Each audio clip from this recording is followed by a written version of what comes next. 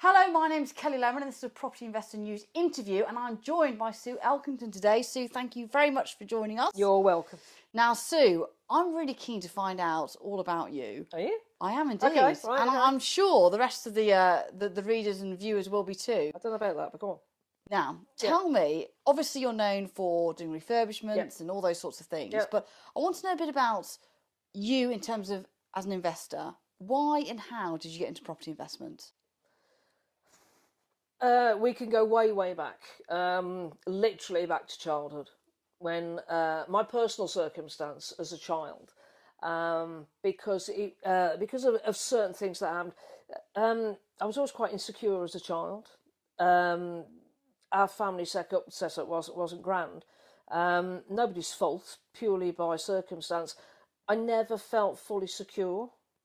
And I perceived as a child that my security would come from owning my own home. And I could literally go back to being the age of 9, 10, 11, where circumstances forced me to think about these very, very grown-up things. And probably from the age of about 16, I was fixated with owning my own home.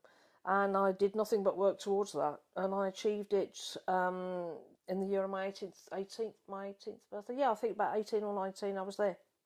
So tell us about that first property.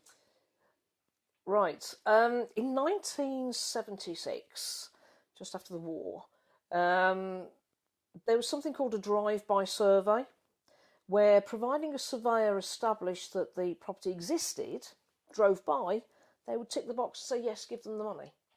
And my first property was a two-down terrace in a medium to poor area in Edgbaston, and I took 2 years trying to accrue the deposit, which eventually I did, and I bought it for £6,000 back in 1976, December 76.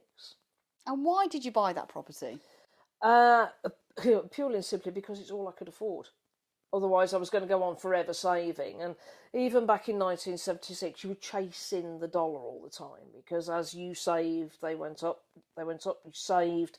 And so I thought I would just grab whatever I could afford. Unfortunately, the drive-by survey meant that it hadn't really been examined or surveyed properly. And although I thought I'd bought something that was quite reasonable for the price, when they moved all their furniture out and all their stuff went, I'd actually bought a complete pig in a poke. It was in a dreadful, dreadful condition. And I'd gone from quite an assertive, cocky, I suppose, 19-year-old, very happy with myself, and thought I'd done this big, big, major thing that everybody would be very proud about. I was thoroughly ashamed and completely embarrassed because I'd bought a complete pigsty. They'd hidden all the faults. And at that time, my salary was about £15, £16 a week. I was completely spent out. I'd not got a bean left. And I got a house to put right. And I didn't know how to start. And so every week I would save for another bag of plaster.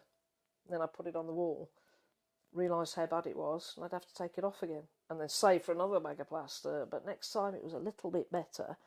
And that's how I learned. I spent 3 years doing up that tiny 2-bed terrace, but managed to double its price in just 3 years. It went for $12,250 in 1979.